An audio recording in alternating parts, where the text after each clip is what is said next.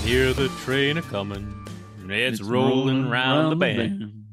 Tom and Jerry's going to prison for this episode. Tom, how are you keeping? I'm great. I'm very excited. And we've had we're up and running. We're into our third episode, and I can tell you, the response has been great. Thank you so much, everybody. There was us thinking we were wasting our time. But you know what? We will properly get around to it and maybe do a synopsis at the end of the season, thanking everybody who got in, just a little sign off at the end of the season, just to say thanks very much to everybody who got in contact and maybe corrected us on a couple of things, because no doubt we will. But as we've said at the very top of this show, all we can do is kind of document things that we really like. We're definitely going to miss stuff, but we're not here as a factual. We're not here for a fact. We're here as an entertainment. We're actually under comedy and entertainment, Ger. We will pique your interest, and the rest is on you. Yeah, you will not finish any theses based on anything that we fucking come out with. Trust me. There's going to be a lot of cursing and swearing in between some gleaned facts from the internet and whatnot, but mostly opinion based. This is to fucking entertain you. Jared, this was your that's how we do. Little shall we say filet mignon. Tom, this is one that has tickled my fancy for quite some time. This is a subject that's fascinated me for several years. The subject of this week's podcast, Tom, death row dining. There's a darkness in you, McBride, but you know what? You brought it out in me, because as soon as you said it, I went, oh, yeah. Because I do have a morbid fascination with these lads. And, this for the longest time, and I really think Guy Fieri is missing the trick, not having diners, drive-ins, dives, and death row. Add another D to that. Can you imagine Guy? Town on death row, pal. He's there in his fucking bowling shirt and his spiky hair. Take it to the bridge. But yeah, this and we'll get into it when the podcast rolls on. But the idea of what condemned people eat for their last meal has long fascinated me, Tom. And there are 100 articles online about what everybody ate and what everybody didn't eat. So we've picked a couple here, Tom, but we've got a very specific goal in mind with this podcast, don't you know? Okay. Mm-hmm. Like I say, we're not a true crime podcast. If you're here for true crimes or listening about the lives and crimes of these people that we're about to discuss, that ain't what we are. There are 100 other podcasts to fill you in with. Great podcasts, Tom. Ones that I listen to myself. Other podcasts. Yeah. Go over and have a listen to Gordo with those conspiracy guys. He has absolutely many crime stuff there. We're not here to eat the true crime podcast lunch. We're here to eat the death row dinner. Fucking hell. That's either really smooth or really, oh God. But I'm with it. Let's go with smooth, Tom. Let's go with smooth. I'm down. Absolutely. Do you want to jump into it, Tom? Yeah, fucking hell. Yeah, let's do it. Let's jump into it. Let's jump into it. I mean, nowhere else to be. Everybody knows what we're talking about. Prisoners are sent to death sometimes in certain states in America, and their final days, the death row, it says it. I mean, yes, okay, Suge Knight had death row records and whatnot. Yeah, I don't know. Did he have many artists? It was Suge Knight that had death row records, wasn't it? When he had Tupac on board. Oh, we'll get into it, Tom. Don't you okay, worry. okay. Sorry. I don't want to like that. I don't want to steal your lunch, as you said. Oh yourself. no. We're not. We're just gonna launch into it here, everybody, and we hope you have a good time with this one. All right. So, Tom, death row dining, as you said there, everybody knows what death row is. That's where you go. It's the one-way street in the Grey Bar Hotel, Tom. I love it. But I gotta tell you, Tom, this notion that a condemned prisoner is entitled to a final meal of his or her choosing, that is something, it might be a notion that's a long-standing set-in-stone law. But in actual fact, Tom, that's just another part of the prison system that has been Hollywooded up over the years. Just like the, I have a right to a phone call after your arrest kind of thing. Well, is that really true? Because of the meal thing, I can go, all right, you could tell anybody to fuck off. Because if you've been set in stone, Sparky, then you could tell somebody to fuck off. I mean, what's the worst they're going to do?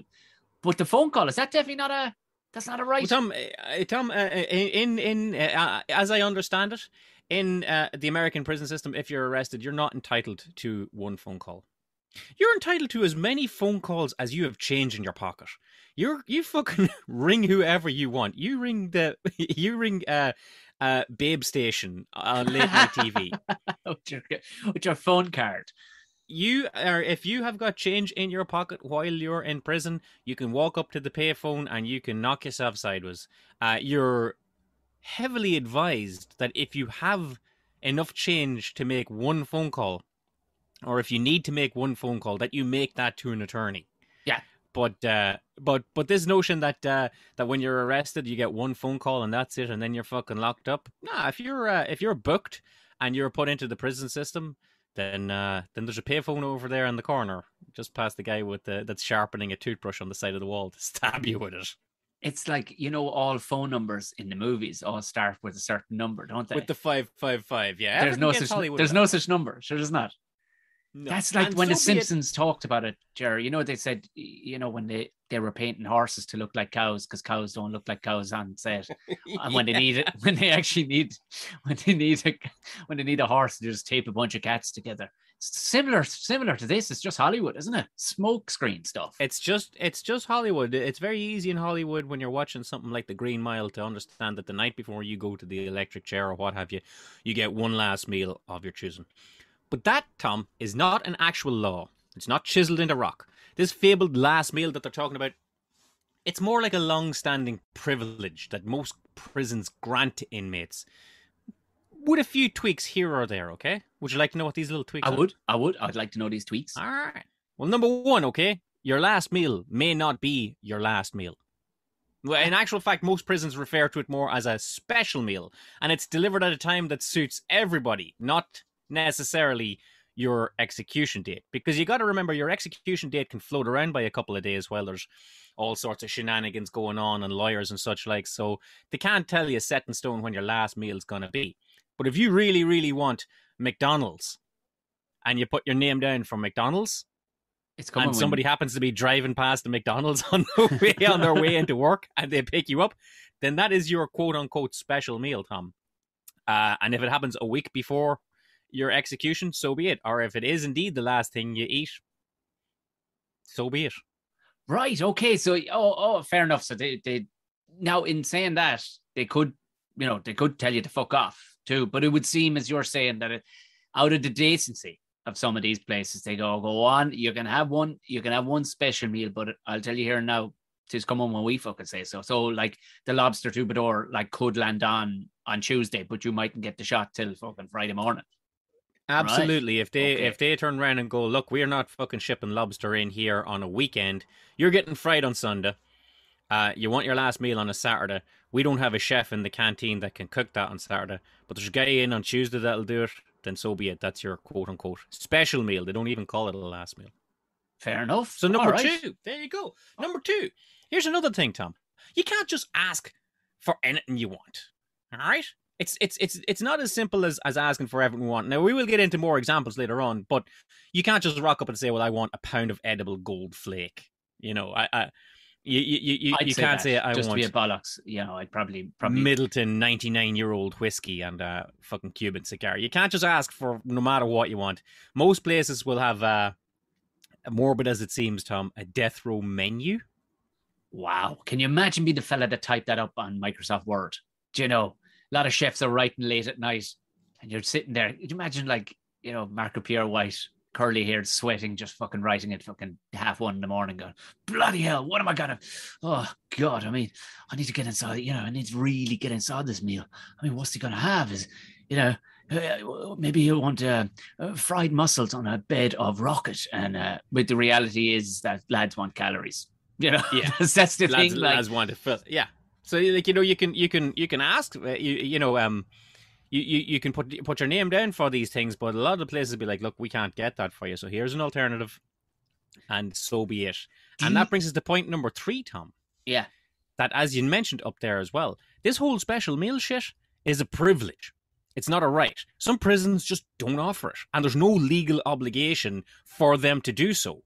Nor is there a legal obligation, Tom, to get things just right. That doesn't warrant a call to the governor for a stay of execution because your steak wasn't done just right. Okay, I'm with you. And I suppose, yeah, but it makes sense too. Fuck yeah. What would you know about it? Like, in a lot of ways, like getting bitchy at the last moment. Apparently in Louisiana, this is, again, gleaned from the internet. Apparently in Louisiana, It's kind of across the board that a lot of the old govs will come down and have a meal. I suppose if your man's a bit of an old Andy Dufresne, you know, and he's done a lot of good down through the years, he's kissed the right arses, but the system is the system, and his attorney couldn't get him off. You know, if he's been cooking the books for the governor, he may come down. I'd say he'll get what he wants that way. But if you've just been a regular old fucking prick, you're getting what you're getting. You're getting what you're getting. We'll get it as near as we can to you, but like, we'll get into it as we get into specific examples, Tom. But like, you sort of get what you pay for in terms of prison. You know what I mean? Yeah. You don't want to be that LD prisoner with fucking Ritz fucking mentality. Yeah, I get you. So each special meal that we could talk here for 4 hours going through special meals after special meals, but of the hundreds that we've looked at online, Tom, you do tend to see trends emerging when you go through this. Okay, there was a few every now and then you'll start to see the same things coming up and up again, and you'll start to see by prisoner that certain people go certain ways with it. I'm with you. Now, all this, like we say, as we set up the way.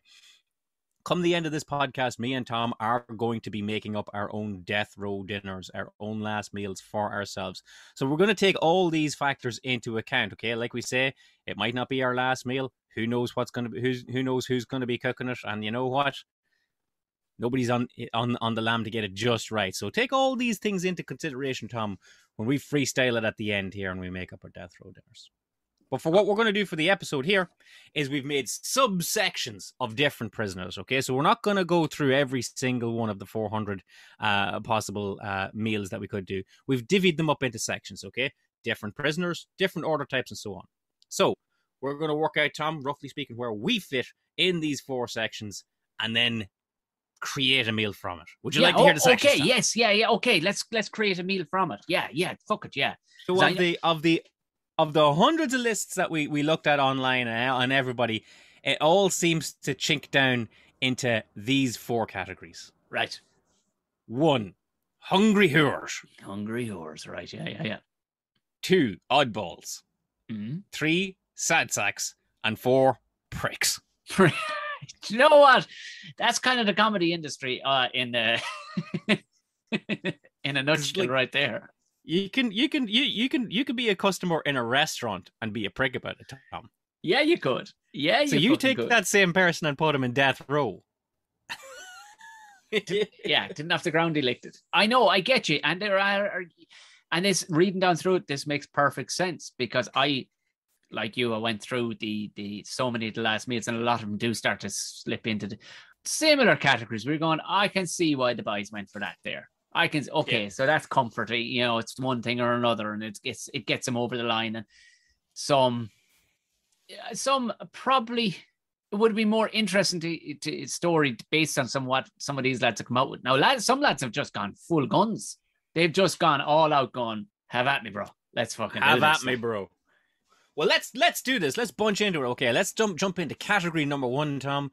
Hungry whores. Finally, monsieur, a wafer thin mint. Oh, sir, it's only a tiny little thin one. I couldn't eat another thing. I'm absolutely stuffed. Yeah, I know if I'm a hungry whore at the best of times, and I know a few lads. I'm a hungry whore too.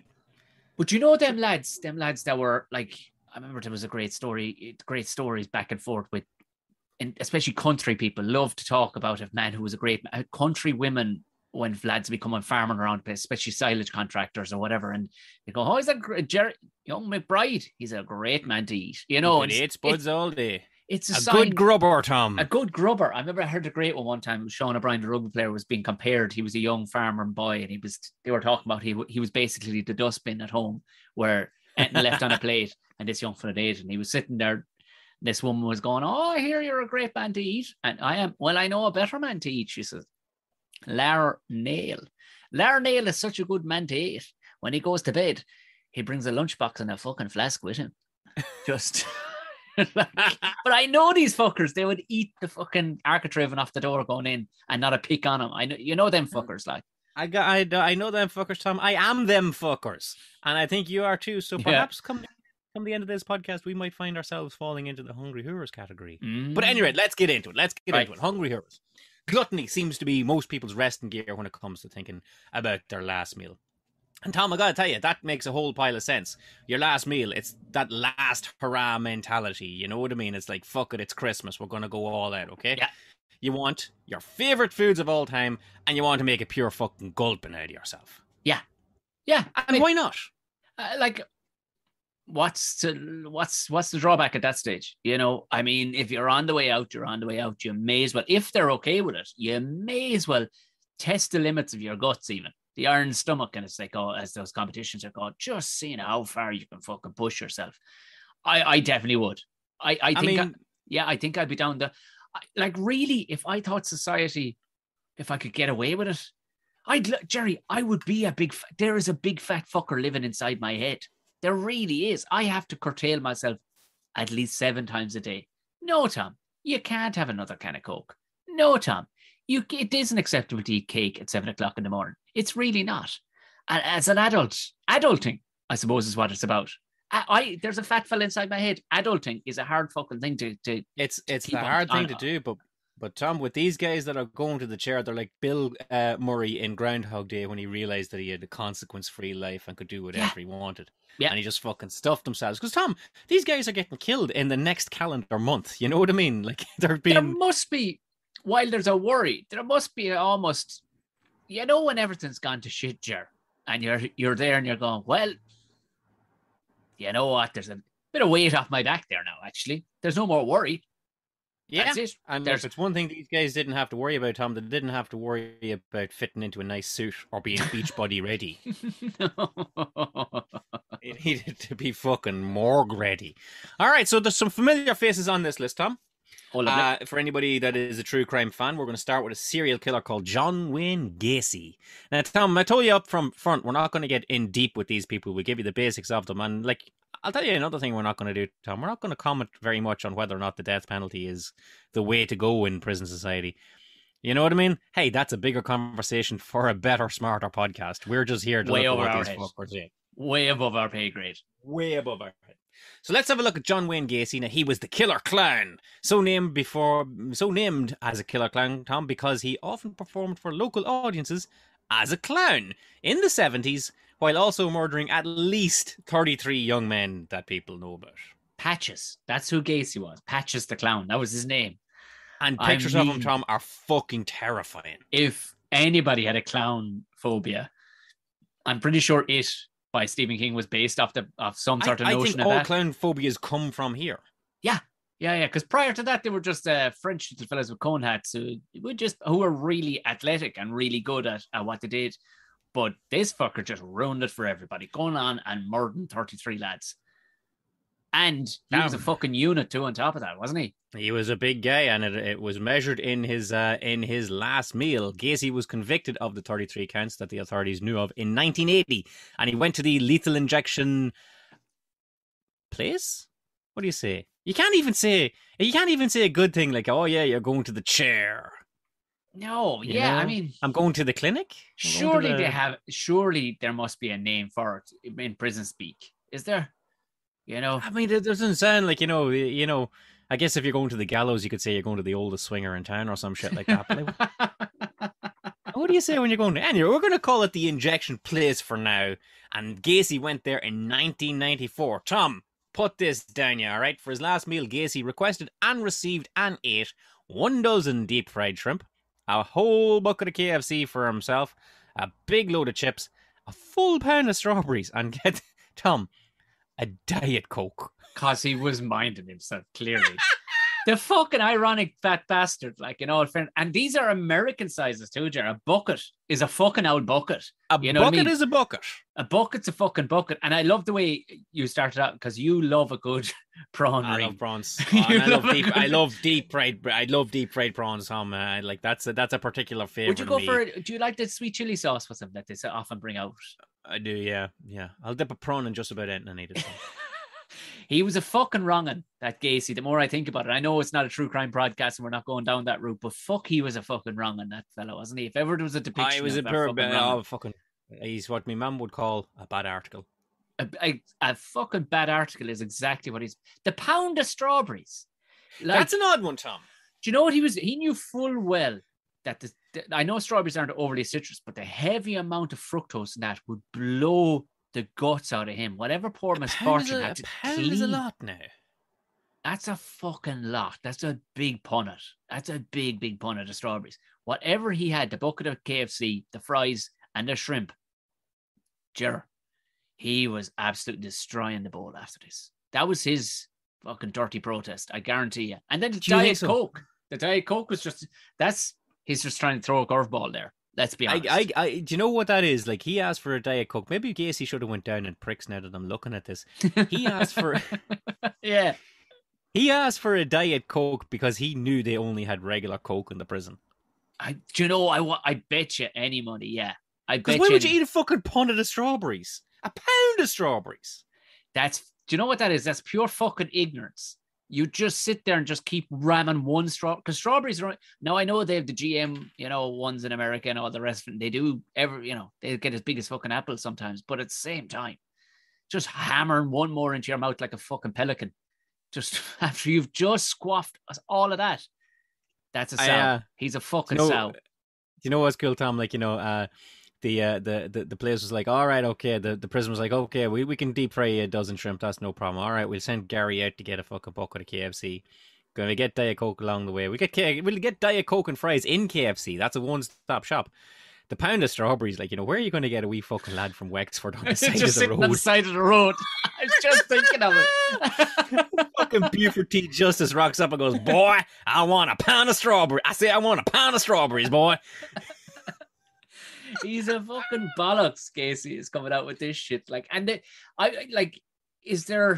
You wonder, who do you send out for the gear?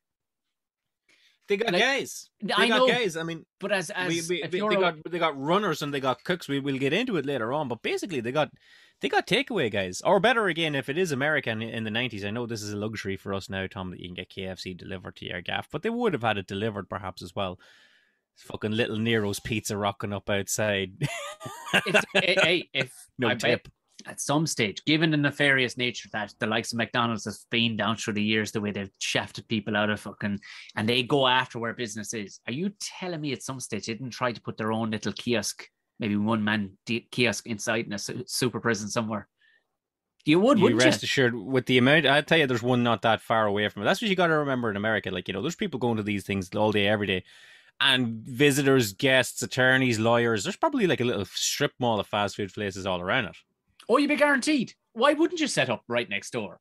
Fucking. We'll factor all this into our own all right. At me later on. There's thinking about this, Tom. Okay, there is now, yeah. Because I was getting, in my head I was getting real intricate, but yeah, fuck it, I'm with you on this.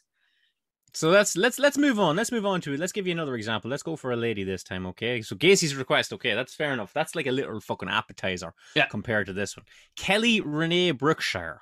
A lady who was executed by lethal injection in 2015 for orchestrating the murder of her husband in 1997. She Catherine Nevin them, Tom. Down in Wicklow. Hired a bunch of lads to get them done. She was only that was only down the road from where I was living in Wicklow. Yeah. That pub. Yeah. It's still there. Somebody bought it. I think somebody bought that pub. For anybody outside of Ireland who's wondering who the fuck is Catherine Nevin, she was known as the Black Widow. She passed away only there recently, I think. Yeah, not that long ago. And basically she had the husband done in. Why it became such a famous case, I think they were deliberating over it for 5 or 6 days or something, which is the longest it's ever been in Irish law history, I think, as a deliberation. But she became infamous because she kept on coming back and challenging it, and she had a right good story built around it too, but it all painted fairly long runs the fox, Tom. Long runs the fox. I think Kelly had I was reading up about her. I'd heard about her before, all right, but I'd reading up. What I always think, like in these instances, I think of the fellow who got away. She had a husband for 6 months, and broke up. They parted. And then the next fella she married, she broke up again, but they remarried. Old Douglas remarried, and then she fucking offed him. Yeah. But can you imagine being numero uno? You're going, fucking, oh, thank you very much. I knew she was fucking, woohoo. But yeah. But here we are. Oh, Kelly Rene Brookshire, Kelly Brookshire. At the time, Tom, at the time of this story, she was the only woman on death row in America. So she had a little bit of fame at the time for that reason. But despite being the only woman on death row in America, she ate a last meal that would have done a fucking half a dozen of them. Jesus. She asked for, received, and ate cornbread, buttermilk, 2 Burger King Whoppers, 2 large orders of French fries, cherry vanilla ice cream, popcorn, lemonade, and a salad with boiled eggs, tomatoes, green peppers, onions, carrots, cheese, and Paul Newman buttermilk dressing. I love the specific of that. Buttermilk dressing by Paul Newman is no longer on the market, by the way. It's no, it's purely ranch. Did fucking Kelly Brookshire drink it all? She fucking put him out of business because there is actually no profit to be made. Well, after taxes and all the rest of them, but the 100% of the profits after taxes of Paul Newman sauce all go to children's charities. I don't know if you know that. Yeah, it's a very cool thing Paul Newman did. I mean, yes, it didn't do his fame any harm whatsoever. Putting his fucking face on it, they were like, "Isn't Paul Newman the loveliest man ever?" He put his face on a sauce and went, "I'm giving it all away to charity, lads." You know? He's there like fucking Steve McQueen doesn't have his face on a sauce. Fuck you, Steve McQueen. He opens up a bottling plant right next door where 100% of the profit probably goes to him, and he sells the bottles to fucking. I'm just being a prick here, but holy sweet fuck. Holy sweet Jesus. Holy sweet. And I'll tell you, I'll give you a better one, Tom, okay?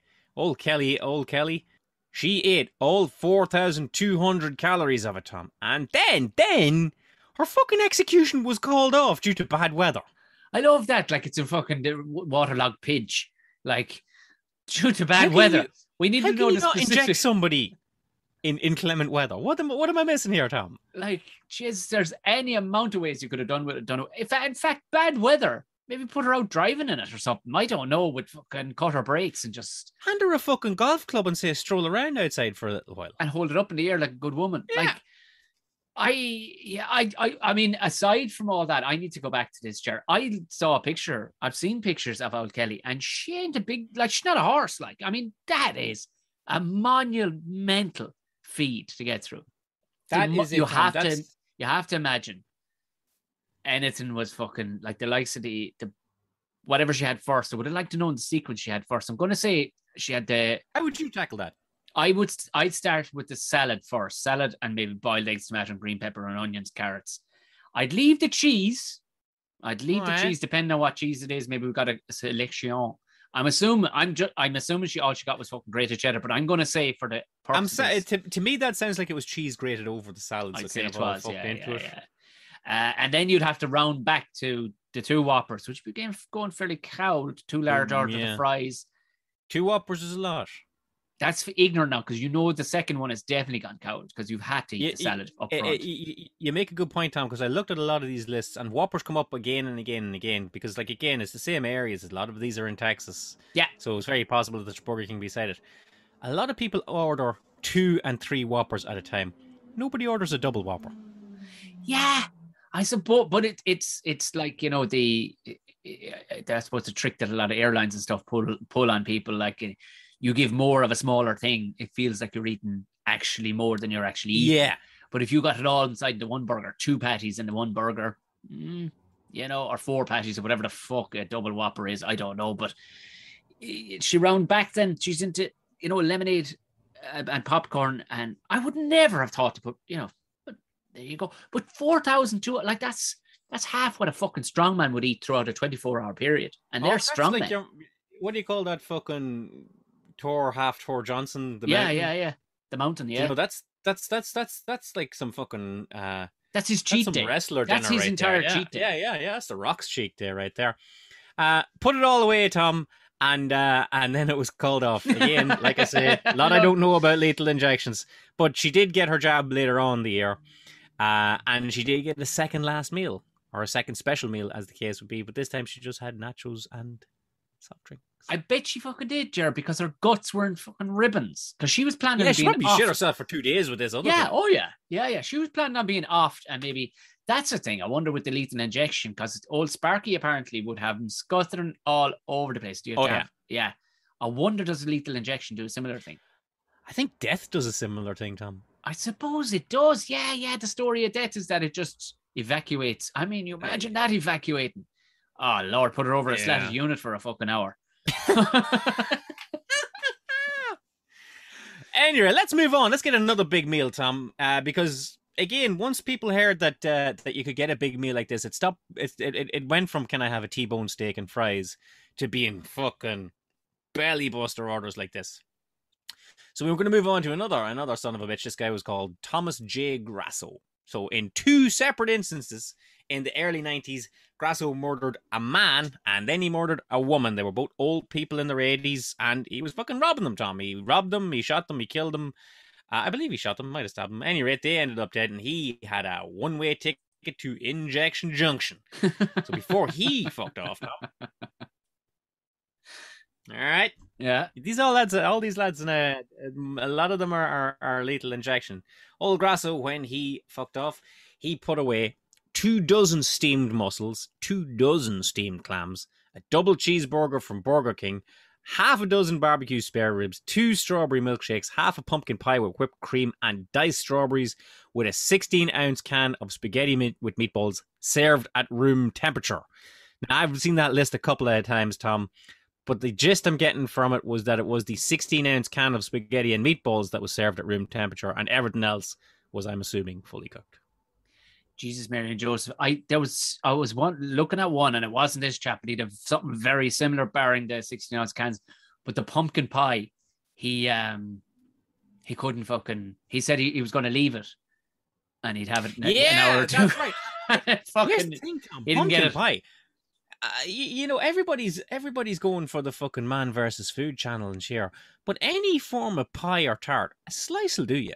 Oh yeah. You're not going to need to eat the whole fucking thing. Not to I gotta tell you, Tom. I read a lot of them and they said pies, and of course, first up in my head, Greg's was in my head. It was like American people eating. Oh, no, not pies. No pies, like right. tarts. Yeah. Yes, of half course. tart, half cake. And again, I saw pictures of old fucking Tommy Grasso hereby, and he was only a fucking small of a man. Like he wasn't a big fella at all. Where the fuck are they? What catches me with this one, Tom, is the specificity of it. The fact that he wanted his spaghetti served at room temperature sort of struck a chord with me, because that's an odd thing to do. Because, like, this is the old. It's not an urban legend. It's just a fact. Things like, oh, you can eat black pudding straight out of the fridge. You don't have to cook it. Yeah, I get it. Yeah, if you like that, but Christ. If you like that. It has been boiled, but it's fucking rank. I tried it. You'll get chefs going, God, it's so smooth. You're like, no, it's not. It sticks to your teeth like fucking exactly what it is. Congealed blood. You can see that. You can see that being a thing on death row, that you want your last thing to be just so. So if you were to order white pudding for your last meal and you always ate it raw, then you would say, I would like raw white pudding. And people would say, that's kind of fucking weird. But to you, that's just like, hey, you know what? It's a fucking good day you can get raw white pudding. And that's how I feel it is here with fucking old Tommy Grasso. I can see him, like, back in his college days or whatever, eating, if he ever went to college, maybe he was too busy fucking robbing and shooting. Eating a can of spaghetti straight out of the can. I know boys that used to eat beans straight out of the can with a spoon like a yogurt. I won't lie. I've been that soldier. So it's this is going to come back down the way of when we're making up our death row dinners, I think. Just these specific little quirks, I think. Yeah. But hey, Tom, while we're on the subject of old Grasso balls here now, like we said at the start, the prison is not legally entitled to cross every T and dot every I when it comes to your last menu. You're not getting a fucking stay of execution because it wasn't done just right for you. And Grasso's last meal was not up to his liking. In a bitter final statement, Tom, these were what he chose to be among his last words on this earth. He complained that he got a can of spaghetti, whereas in fact he ordered SpaghettiOs. So the straight sticks instead of the fucking circles. Yeah. It's the same fucking stuff, Tom. It's damn near Shakespearean, isn't it, Jar? To leave this mortal coil, Tom. And that's how you fucking come out with it. I was one guy that I meant to bring up to you too, and it was almost to swing back a small bit to Gacy. Like there was another guy, he ordered a buffalo steak. He was lethal injection again, but it was Clarence Ray Allen. Did you come across him? No, what did he do? He was proxy murder, whatever proxy murder is, but he ordered a buffalo steak, fry bread, Kentucky Fried Chicken, Now, this is where it gets ridiculously ironic in the middle. Sugar-free pecan pie, sugar-free black walnut ice cream with whole milk. The weird bastard left the ice cream thaw for about an hour and then turned it into his own milkshake by hand. Now, like a child. Like a child. But it's the sugar-free in between the buffalo steak. And he's like, oh, Christ, no. Hey, if you want those, those complex fats coming in, but the sugar, lads, that'll fuck you up. That'll kill you. He's saving his fucking sins on Weight Watchers or Cinnamon World. His fucking sins. Exactly. But like that was like Gacy with the fucking Diet Coke. So hey, you know what, Tom? Maybe we're doing these people a disservice because I gotta be honest with you. I'd order a Coke Zero quicker than an order a Coke. I'm not gonna lie, Jer. I don't taste the difference between any of them.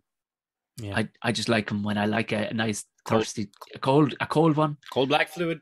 I don't really care. I can't really taste unless we're talking Score from 1985. Like, and even still, I'd drink that regardless. I would. I don't really taste the difference at all. It's just when they put the cherry and vanilla shit in, they can leave that out. Yeah, they can leave that out. All right, Tom, we're going to go one more gulping and then we're going to move on to a new subsection. So one more, okay? This lad is called Richard Cooey, okay? He was sentenced to death for... Now, this is fucking grim, okay? He was with his pal, a guy called Clinton Dinkins. They're both in their teens, and they caused an accident by dropping bricks off an overpass onto traffic in 1986, which is like a fairly fucking... that's a real pup thing to do. Drop bricks on trains, drop bricks on cars from overthink. That's bad enough, Tom. But it's not death row bad. He didn't get fucking sent to the chair for fucking dropping blocks onto cars. But after he had dropped a block onto a car and the vehicle had crashed, he and Dickens went down, dragged the occupants out. They were two young women, abducted them for a fucking horrendous ordeal, and ended up killing both of them. So without a shadow of a doubt, Tom, fuck this guy. Okay? Fucking wrong'uns. The two bad fucking bastards, yeah. All right. Why he makes this list, Tom, is that he had a last-ditch plea for a stay of execution. Before he got called up for his vaccination from life, Cooey claimed that at 275 pounds, he was too fat to be executed. Go and fuck right off now, Cooey. Too fat to be executed. She can fucking execute a rhino. Do you know what I mean? He made a claim that there was so much cholesterol in his blood that it would affect the drugs that were coming through him, and that the pathologist or the injectologist or whoever they are, you'll see the fucking research we done for this podcast, guys. The injectologist wouldn't have done his sums correctly, and he wouldn't pump him with enough drugs to kill him based on the size of the man that he is versus the size of the man that he was when he went into prison first. To which everybody just turned around and said, "You know what, Cooey? We'll figure it out. Don't worry about it." Lie down there, kid. Don't you worry yourself. Lie down there, kid. All right. Don't you worry one. But rest assured, we're getting this job done. Essentially, he's gone, guys, I think I'm too fat because the set amount of liquid that you'd normally give people won't kill me because I'm too fat. So I'm just saying. Oh, so what you're saying is we just need to put fucking more in you. Is that what you're saying? That's okay because we have it. We have a briefcase full of it right here. Oh yeah. We literally have. We've got enough to do 10. Right now, so you're in luck. So relax, pal. So Cooey, if he wasn't too heavy to be executed at 275 pounds, he said, fuck it, let's see how fat I can get.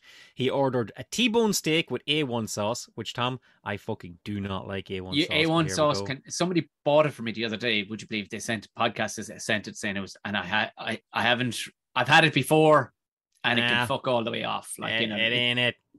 So fuck Cooey again on this one. He ate onion rings, French fries, that's how you eat a steak. 4 eggs over easy, toast with butter, hash browns, a pint of Rocky Road ice cream, a Mountain Dew, and authentic bear claw pastries, Tom, which I myself have never had, but I'm very curious about. They're very nice. Do you know what upsets me? And I like a lot of American things. I lived in that fine country. What upsets me? They measure ice cream in pints. They do. Doesn't sit well with me. Are we doing it wrong? What would you call it? What would you call a small Ben and Jerry's? You just call it a small Ben and Jerry's, wouldn't you? Yeah, I would. Yeah, because I don't talk about the amount of coffee either in a cup. I want a fucking small, large, or medium. I don't go, can I get 100 mils of Coke, please, or 100 mils of coffee? Yeah, go away and stop measuring ice cream in pints, please. Pints, we all can agree, should be only measuring fucking beer and stout. Right. Stop measuring. It just troubles me. It troubles me more than anything. I would have to just go, bring me what you got. I don't want to know what the measurement, to be honest with you. I don't want a number. Troubles me about America, well, like fucking everything, I'll be honest with you, is I'm with you on the pint of ice cream, but the quarts of milk kind of freak me out a little bit, because it's this big unwieldy fucking quarter-gallon jug of milk. It is, yeah, like quarts, like they used to measure sweets, like when they do it on a scales years ago, they got a quarter pound, I'm assuming. A quarter pound, yeah. But this is a quarter gallon. But then, of course, then there's ounces, then fluid ounces, which is the most ridiculous thing ever, like a 40 with my homies. You're drinking a 40 ounce of fucking... Now, yes, I won't lie. I got into it fairly fucking handy. I climbed that 40 hill. But I got to... Again, it's the ice cream. There's no crossover. You can call a beer a 40. Fine, a quart of milk. It's not going to be mistaken with anything else. It's the pint. The pint of ice cream, yeah, that's going to get off me. Now, come on. And I mean, bad enough there's ice cream bars. I know you're going to go in and order a pint of fuck off. Yeah. Gathering on. I got to tell you, for this Cooey fucker, Tom, his meal, he got into our list because he did that fucking claiming that he was too fat to be executed. But his actual last meal, if you look at it, steak with onion rings and chips, eggs, toast and butter, hash browns, ice cream and pastries. That's not big for Americans. No, it's actually, I'm looking at it going, that's you could manage that. Yeah, you could manage that. A show I would ask people to try and hunt down. I don't know where you might find it online, but it was a fascinating show. It was a documentary following Houston, people in Houston, the fattest city in America, and it documented a professional, people who wanted gastric bands and stuff like that because they just, they couldn't keep their nose out of the trough. Basically, they had a guy who was a professional eater. He literally was barred out of most all-you-can-eats, but he went around the state. Right. He reckoned he was making anywhere between 1,000 to 2,000 a week winning competitions just for eating. He was a big man. He was like 7 foot, big Texan. But he would fucking bury that. It's the 4 eggs. 4 eggs is fucking ostentatious at the best of times, Jared. You don't need 4 eggs. It depends how you're getting them. I mean, you'd eat a 3-egg omelette fairly handy. I would, yeah, but I'm not going to stick a big fucking old steak in the middle of my omelette either. You make a very good point, Tom. You make a very good point. Tis one or t'other, Jer. Tis one or t'other. This is what it comes to, Tom. We're not professional eaters, like you say, so we'll talk about this a little bit more at the end of the episode as to whether or not our meals may be gluttonous in nature. Are we going to go for one last hurrah, Tom? Are we going to fucking go, give me everything you got on the top row there? Are you going to get extra cheese on your burger? Let's find out later on. But before we move off this subject, Tom, we're going to mention one more guy. He's a prisoner, but he's still alive. He's a guy called Brian Price. He wasn't on death row, but what he was a chef in a Texas prison for 11 years, during which time he prepared some 300 last meals. That's the rate that we're chopping them off at that stage, Tom. He compiled these all in a 2005 book, Meals to Die For, which is probably where my fascination with this subject comes up, Tom. Around about 2005, I think I remember seeing an article about this on Broadsheet, and it had a spreadsheet of all these death row dinners, and I think this is the one that piqued my interest, old Brian Price, because as we say, there could be a KFC up the road, there could be a Burger King up the road, but say for your man Cooey there, who's cooking his T-bone steak with A1 sauce, that's guys like Brian Price, just the daily chef in the canteen. That's who they're getting on. So if you think you're getting foie gras with gold flake on it, just remember, it is a guy that's doing 11 to 15 for armed robbery who just so happened to be friends with the warden and got a cushy job in the mess hall that's going to be cooking it for you. Yeah. Brian didn't serve his time under some of the greats in France. You know what I mean? He did not. He did not. He picked up a spatula and said, I'll cook it. Fuck it. Well, he does. I'll tell you what he does. I read an interview with him. He gives some great insights into the preparations of last meals, Tom. He had, as you say yourself, he had no formal training, but he followed what he did and he put every effort that he could into the last meals to give these guys, convicted criminals and all as they were, a little bit of dignity on the way off. He also mentioned that the Texas Department of Justice, which he worked under, is so fucking massive, Tom, that it actually has its own meat packing factory, which is where he'd get all his steaks and whatnots for the meal. I mean, Tom, this isn't Mountjoy Prison. Like, these prisons are small cities. But sure, Jared, prison is good business. You know what I mean? Well, we all know the facts, like all the military gear is made in there. Everything. Everything's fucking made in Everything, but something like 65% of white products, i.e. the toasters and kettles in your house, yes, they're made in prisons. I mean, like it's astounding me to read that you're yeah, of course. You've got thousands of inmates, or indeed, given that they're working and not getting paid, Tom, I think another name for that is slave.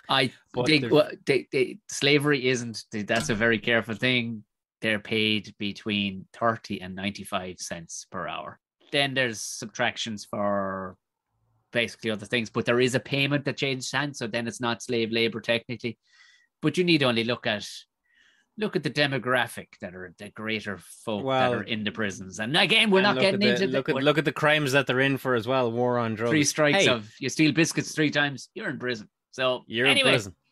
We're not that that's kind of another podcast. No. But we'll have a last word from Mr. Price, who's out and he's free now, and he seemed to have taken great pride in his work, Tom. So it gives you some idea that, not everybody in prison is out to stab you in the shower. This guy Price put every effort he could into the meals that he made, and I encourage everybody to go out and look the guy up. He's Brian Price is his name. I'll give you one quote from him that he said that really touched me. He said that one guy for his last meal, Tom, ordered butter beans, which was very difficult to prepare. But it was something his mum made him when he was a kid, and I knew it would take him back to a time when it was peaceful. So I cooked them real slow. There was this little old black guy, a prisoner called Monroe, who walked up and smelt the cooking and said, "I love me some butter beans. Who they for?" And I said, "Well, Monroe, they're for the guy they're fixing to kill." And he said, Don't want no dead man's beans. I got enough troubles. I know it said problems, but I just thought troubles is a better word at the end. I do love that. I love that Brian Price is from Monaghan as well. It's I can't do accents. So I don't want no dead man's beans. I love that. We're going to move on.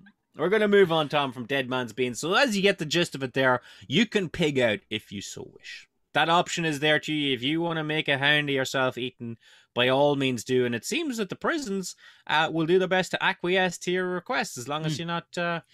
As long as you're not taking the piss. We'll get to that down the way. But before we go with that, let's go to subsection 2, Tom. These are the oddballs. What are you, a nut? I'm a vegetarian. The oddball requests. And I gotta tell you, Tom, look, I'm not here to judge. If it's your last meal, you want to feel like this is the time to make some sort of a fucking political statement or go out with one last flourish of weirdness. If you just can't decide what to order, fucking go nuts, lad. Fuck. Yeah. I agree with that, though, in a way, like, because what's food to you at that stage? Is that your last bit of comfort? I mean, I like the idea of doing something, as you said, almost a political move, like we're just going to pull off something fucking hilarious. We're like, you know what, lads? Do you know, if they left a creak, like if they left the door open just a crack, just for you to order something just ridiculous, that they'll go, oh, for fuck's sake, we do owe him. Because, maybe I sorted their taxes out throughout the years and they owe me for that one last thing. I do like the idea not everybody in prison is Andy Dufresne. Shit, really? But yeah, I mean, let's get into it here. But the two of us are comedians by trade, Tom. Are you telling me when we get to this segment at the end, when we pick our last meal, that perhaps there wouldn't be some little part of us that would want to do something that would live down through the ages? Or, Tom, hey. I'm flip-flopping something serious here, Jar. I had a notion of what I wanted, and now all of a sudden I'm going, I don't fucking... Yeah, it's there's a lot of thinking to it. But let's get to a couple of strange requests, Tom. I've got 2 in this list, okay? So the first guy we've got is a guy called James Edward Smith, executed for an armed robbery that took place in 1983. He went in, he robbed the place, the teller gave him some shit, or just was there, and Smith shot him dead. Simple as that. As a last meal, Smith requested a plate of dirt instead of food. Now, Tom, this when it comes to death row stories, this is very much the McDonald's granny suing over a hot cup of coffee of execution requests. Okay? Yeah. I had heard this 20 years ago that there was a guy on death row that had ordered a plate of dirt for his last meal. It really sticks out as one of these things. But he didn't just... Hey, Tom. He didn't just order any plate of dirt. He wanted it from Tipperary. There's more to the story. Okay. He wanted a specific dirt. You see, the bigger end of the story that I couldn't believe when I was researching this, that this is the first time I'd heard of it, is that Smith was known to dabble in voodoo and the supernatural. And he requested a plate of Rayconda dirt, a very, very specific soil that was used in voodoo rituals, which Smith believed would imbue him with supernatural powers in the afterlife. Did he get it, Jer? No, they gave him a yogurt. No, we don't fucking know what Ray Kunda. Fuck you, no, we don't know what Ray Kunda dirt is. I'm assuming it's some sort of a lot of. Here's me throwing wild accusations around there, but a lot of voodoo going on down in New Orleans and such. Like, if the Princess and the Frog is to teach me anything, so perhaps it was some dirt that had to be shipped across state lines. I mean, like, Tom, you know that ad where the guy takes the kid to Germany and is like, his feet will touch Irish soil first, and he's got like a fucking biscuit tin full of Irish dirt to plant the kid. He's not getting that through customs. Not to fucking hope. Not to fucking hope. If watching the program about airlines in Australia will teach you anything, you're getting in with not. Now, I don't know if I've ever told you about this, when a very smart man from Tipperary that I met in the Boston Irish Folk Festival was selling dirt by the pound out of Tipperary, a dead bog that was of no use to anybody anymore. He was the only man to acquire a license in the UK or in America from Europe that was able to bring in earth. Now, he was able to deionize it and fucking clean it and all right, but it was absolutely certified from Ireland. And he was selling it by the pound to expats and fucking third and second and fourth generations who wanted it thrown in with the grave. And he was selling a pound of dirt there for $35. I mean, you can't. You know what? You can't. You love a hustler. $35. You love a fucking hustler. I can't. I mean, that's some Brendan Grace shit right there. That's Isn't like it? the first half of a Brendan Grace joke. Yeah.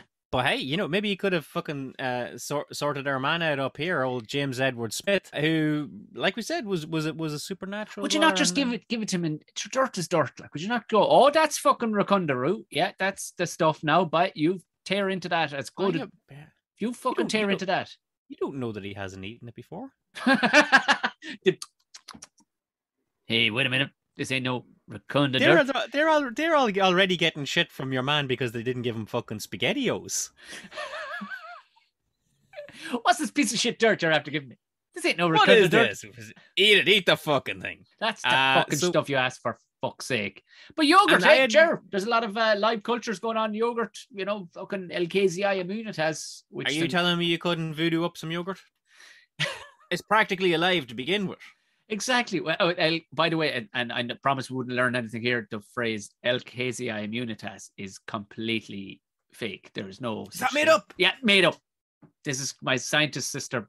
I was asking her about it. Goes, yogurt with LKZI. She goes, I'm going to stop you there.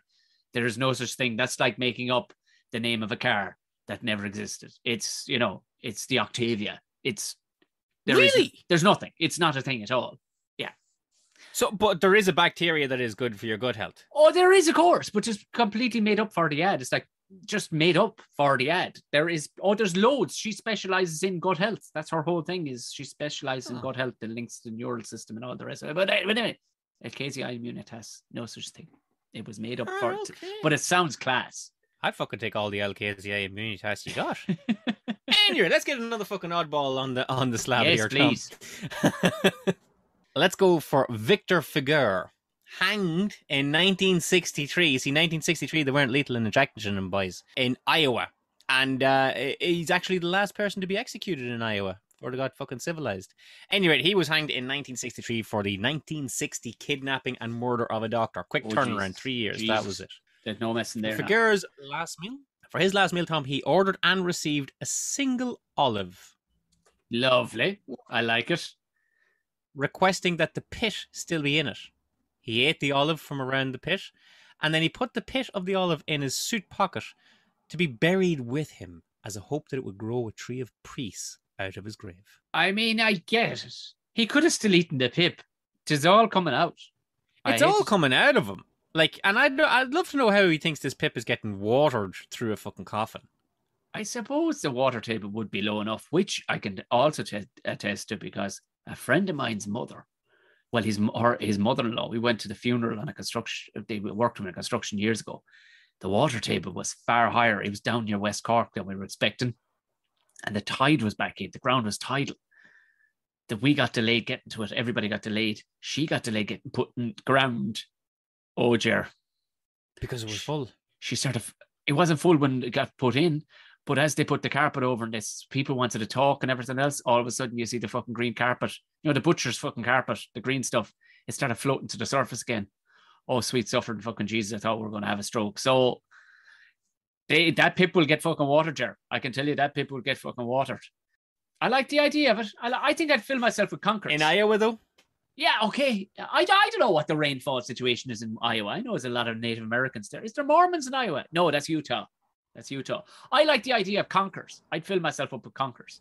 I mean, like it's as oddball requests go, it's real odd. It strikes me as very fucking artsy fartsy, Tom. The culture in me was said conkers. He went for an olive. Could I get an olive? I'll grow an olive tree.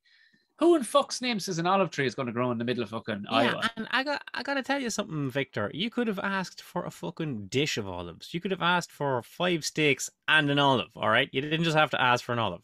There's such a thing as being too fucking clever, pal. It's like when Mo opened up the cocktail bar. You remember? Yeah. And was it a plum floating in a fucking bowler hat full of perfume or something? Yeah. But you know what, Tom? I got to tell you, we're going to move on to our next section, but there's something to be said for weirding out the squares so that your name rings through. I mean, like, here we are fucking 50 years on from Victor Figueroa discussing them on a podcast. Exactly. I didn't even fucking know what a podcast was, Tom. Good man, Victor, in all fairness. I mean, I don't know what the fallout was between you and the doctor, but... Oh, Tom, I know we're not a true crime podcast, but he called the doctor, said he was sick, killed the doctor, robbed him, and robbed his car. Oh, fucking right. I thought it was a bad news or something, and he just snapped. Okay, he's a fucking wrong'un. Fair enough. All right. And we'll okay. Let's move on to some people still wrong'uns, Tom, but these fall under the category of sad sacks. Hello, darkness, my old friend. Because while some people use their last meal as an opportunity to finally eat all the skin out of a bucket of KFC chicken, or others use it to freak people out, there have been a couple of examples of people with requests that have a touch of poignancy about them. I mean, there's 100 cases we could state here, Tom, about people that wanted their mom's apple pie, or they wanted their... even your man back up away with the dead man's beans wanted them because his mom made them for him. I mean, there's something touching about that. Yeah. Like I say, Tom, I'm not going to get into it right now, but the guy that's doing 11 to 15 on a beef, on a plea deal, who's working in the kitchen canteen, is not going to make an apple pie like your mom made it. No, he is not. No, he is not. That weighs heavily into my... I read the book, a book on Ted Bundy years ago, and I remember it came up, and for all his charm and, suaveness and everything else, he finished up where I thought now he would have been fucking caviar. He didn't. He just went for... He was broken. He was done then. He just went, I'll just take I'll have a regular dinner, thanks. Yeah. I mean, but like, what was Ted... Like, Ted Bundy was a fucking cannibal, Tom. Like, what was he going to order that would... This is the thing. Like, you think you give one last fucking flag to the fuck, 2 fingers up to the world and go, I want fucking raw pork with the nipple still on, please. I mean, like, Ted Bundy turned around and go, do you know what? Have you still got that evidence locker? It's in the back of my fridge. I mean, like, that's the old joke. What does a cannibal have for his last meal? Like, I mean, here's the thing, Tom. He can request some long pig, if you know what I mean. He's just not going to fucking get it. Oh, yeah. Yeah. I mean, it was a case from 2 years ago in Germany where a guy actually got... The crime was cannibalism. But right. it was actually... Another one. It was consensual. Yes. Eat me. Yeah, man over. Eat my shorts and the rest. A lot of Simpsons references throughout this one. This is a more Simpsons heavy. We're cutting through the horror of what we're talking about. Anyway, I know. Look, here we go. Here's one guy that kind of it's a sad case, but his name was Philip Workman, Tom. And even though the case, his last meal request was a bit sad, we have to say before we go any further, Philip Workman absolutely 100% did shoot and kill a police officer in a 1982 stick-up gone wrong. Okay, so that's why he got sentenced to death and got the job done in 2007, Tom, 25 years later. So they didn't get the quick turnaround that old Figueroa up there got. Now this one came a while. Anyway, Workman didn't order anything for himself for his last meal, but he asked for a pizza, a vegetarian pizza to be specific, to be delivered to a homeless person in the surrounding area of Nashville, Tennessee, to which the authorities said, fuck no. So Philip Workman just ate nothing. There seems to be a nice sentiment in it. I would say bit of an evil cunt sending around a vegetarian pizza. I'm just vegetarian one stuck with me as well, Tom. Yeah, grind.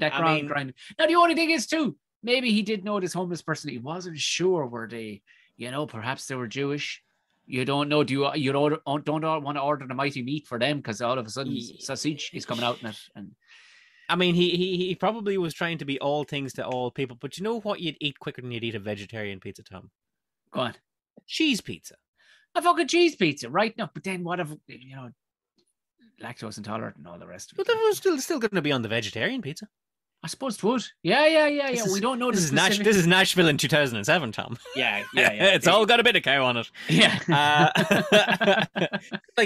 Tom, you and me have been on film shoots down through the years. Mm-hmm. Were you ever on a film shoot where like round about 9 o'clock at night when it's rolling into its fucking 16th hour, and the pizzas come out? The pizzas come out. Possibly the worst shit to start eating at nighttime for more energy. To drive on. Isn't it so good when it lands? It's just the best pizza you ever ate in your life.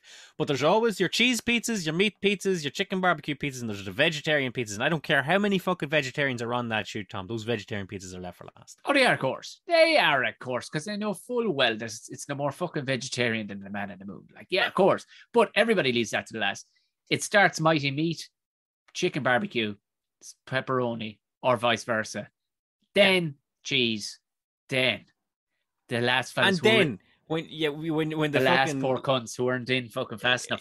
You know the new lads on a shoot who don't. I know you work away, lads. We're just gonna the new lads. And when you go look over and you see all the boss fellas and all the fellas who've been at it for years are like, fuck down tools. I'm eating. This is all part of the fucking budget anyway. So and then you get guys that have just been hoisting around sandbags or keeping the Jenny running all day coming over. Yeah. Anyway, maybe we were wrong, Tom. Philip Workman, he didn't get his pizza delivered to his homeless person, and he was executed. But the story does not end there, Tom. As news of Workman's selfless act spread to the community, hundreds of people donated pizza after pizza to homeless shelters across the state, much to the appreciation of relief workers and indeed homeless people in general. So that was a real sort of movement that he inspired there, and it has to be said, Tom. He did shoot a police officer. Not a nice thing to do. But at least, a couple of homeless guys got a bit of pizza 25 years later. I mean, it does kind of shit all over old Victor's fucking pip in his pocket, really, doesn't it? Like, it really does. For the betterment of the whole really situation. Yeah. Yeah. I mean, like, a couple of these stories crop up. There was another guy called Odell Barnes, and he asked, instead of a last meal, or indeed for his last meal, it's not very clear, he asked for justice, equality, and world peace. And, that was in 2000, and I gotta tell you, Tom, I think we're still waiting on that. Yeah, as my late great grandfather, who had many, many great phrases, but the man who had a side for cutting through bullshit, when he'd hear a phrase like that, he'd say, "Now tell me, what fucking bank am I going to cash that check in?" And that's right up Tom O'Mahony Senior's book with there. Now we go, that's a lovely sentiment, but you may roll that up and keep it in your pocket for the rest of your life because Odell Barnes, what do you want for your last meal? I want justice, equality, and world peace. Yeah, Odell, how do you want that done? And I'll give you one more case, Tom. Okay. You got to get your thinking cap on because very shortly I'm going to be asking you what Jesus, you want. I'm stressing here now. I'm fucking stressing because I'm flip flopping all over the map here now. Fuck. This is how I'd be. I came in here with a fucking clear mind as to what I wanted, and now I'm getting a little bit shaky. But here we go. Here's another downbeat case, Tom. This one is flat outside. Okay, Aileen Wuernos. So that's a very familiar. We all know who she is. Life, the real life inspiration behind the Charlize Theron movie Monster. Before her execution in 2002, Wuernos was asked what she'd like for her last meal and simply said that she wasn't hungry and had a cup of coffee. So some people have put this down to Wuernos' attitude before her death, where she was very much a woman who was done with all this shit and just wanted it over with. But some have said, Tom, that she didn't fully understand what she was being asked and that the question was put to her. They put the question to her. They put the question to her after she had had her dinner for the day. She may have thought that they meant right now, and given that she had just eaten, she says, "Nah, I'm full. I'll just have a coffee right now." And nobody explained to her, goes, "No, Aileen, this could be like tomorrow or the next day." Oh, Jesus Christ. Oh, no. That's an awful way to. That's one of the saddest things I'm after hearing in this whole thing. Like as they pop her, Aileen, while I have you there, out with the notebook. While you're fucking mopping up your soup with your bread. But at the same time, Aileen, listen, I won't be back around again, but I'm on the way back down to the kitchen, and as he takes his notebook out of the back arse pocket, Aileen, the meal. You want a meal? What? What are you fucking saying now? I'm after putting on the telly here. What are you fucking saying? I'm finishing up it.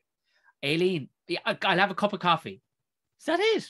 That all you're going to have? A fucking cup? Get out to fuck, will you? Have an offie. Cup of coffee would do me. Jesus, that's all she wants is a cup of coffee for her last meal. Are you sure you didn't just fucking rush her? I asked her out straight, and imagine, fucking imagine that. Give her all pertinent information, Tom. And like, you know what, Tom? That's one possibility. It could have been that she just was like, fuck all y'alls, because she does seem to have been okay with wrapping things up come the end of it. But you don't ask anybody what they want to eat after they've eaten. Like, that's... We only talked about this yesterday or the day before when we were talking about going shopping. You don't go shopping hungry, sure. As you don't go shopping hungry. You don't go shopping hungry because you're going to make bad decisions. Yeah. And you know what? You don't say what you might like later in the day after you've had your dinner. We get that in the house here sometimes. See if it's of a weekend, if it's of a Saturday or a Sunday. Normally we get a takeaway on a Saturday. That's like takeaway night. Yeah. But don't ask me at 2:00 in the day what I want for a takeaway later on tonight, because I won't be able to tell you because I've just had my lunch. Yeah. Ask me around about 6:00. You have no concern about food when you're full. As I listened to a podcast with a former North Korean escapee who went, we walked around for the entirety of my life fucking hungry, because do you know what you're not worried about when you're hungry? Fucking everything else. When you're hungry, That's all you can fucking think about, and you're good for nothing else. When you have full belly, you can now start thinking about other shit. And this, for all, I'd say Aileen was full up to the fucking gills here with her dinner. And she'd no mind for it at all. She'd be sick, wouldn't you? In many instances, Tom, that's what a prisoner will get for their last meal if they don't make a request, or if they've just fucking had it, or they don't want to get involved in this fucking dance macabre. They just get whatever's been served that day. Right, yeah. And that's your last meal. It's like, okay, well, we've got Salisbury steak and fucking beans or whatever it is. Well, that's your last meal.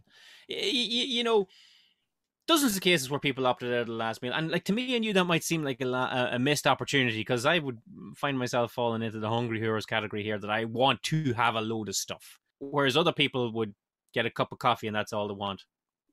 But it's whatever was comfort to them, Tom. Yeah. For example, there's a lady called Velma Barfield who was executed in 1984 for the murder of 6 people while working as a carer in a nursing home. She fucking Harold Shipman them, so she did. Jesus. Yeah. She requested for her last meal a bag of Cheetos and a bottle of Coke. Oh. Not a lot in it, but I suppose it makes a kid of it. I mean, yeah, I get it. I mean, you know, when I hear that she ordered crisps and Coke, I sort of say to myself, like, what is she, like fucking 7 in a pub after a wake? Like, but at the same time, yeah, maybe she did want to go back to a time when she was a kid and just eat Cheetos and Coke. You know what I mean? It's that old adage, you can't eat crisps for your dinner. Well, now I'm fucking doing it. Look at this. Nobody's going to say another thing to me because they've said all they have to fucking say to me. I'm buying a one-way ticket to fucking downtown to Chinatown. I'm out. Good looking, thanks. I'll have the Cheetos, please, and a big bottle of Coke. Exactly. So again, you know, let's keep that in mind, Tom. What little things might bring us comfort in our last days as we rock on towards the end of this podcast, and we got some decisions to make. But before we get there, Tom, we've got one last segment of Prisoner to talk about. Pricks. Why do you have to be such a wanker? Because I get off on it. It might come as a surprise to you, Tom, to know that some death row criminals aren't the nicest of people. And they use their special meal as just one other way to fuck with the man. Okay. All right. When you said pricks, when you sent this to me first, I thought, oh, it's going to be all vegans. Right. Okay. It's clearly not, though. I'm assuming it's not all just clearly vegans. No, it's okay. All right. Fair enough. I didn't actually fall across a vegan in my travels. No, there were two. They had enough energy to fucking commit a murder. So it's all they want. Well, I got one shining example here of a guy who just used his last request to be a son of a bitch, but like This one is enough for the whole fucking segment, Tom. This guy is called Lawrence Russell Brewer. He's a white supremacist piece of shit who was sentenced to death for the 1998 lynching of a guy called James Byrd Jr., who was dragged to death behind a pickup truck driven by Brewer and 2 other of his asshole friends. I remember this case. This one fucking stayed with me. Like, this was a horrendous death to give him. Bad bastard. Bad bastard. Brewer was executed in September 2011. And before this, he put in a request for a massive last meal, Tom. He asked from his Texas jailers for 2 chicken fried steaks with gravy and sliced onions, a triple patty bacon cheeseburger, a cheese omelette with ground beef, tomatoes, onions, bell peppers, and jalapenos, a bowl of fried okra with ketchup, 1 pound of barbecued meat with half a loaf of white bread, 3 fully loaded fajitas, a meat lover's pizza, a pint of Bluebell vanilla ice cream, a slab of peanut butter fudge with crushed peanuts on top, and 3 root beers. By far the largest order I encountered on my travels through this podcast. But here's the thing, Tom. That was enough of an order to get him on the fucking pricks category. But here's the thing. When the meal was served to Brewer, he simply turned around and said, not hungry, and did not eat a single bite.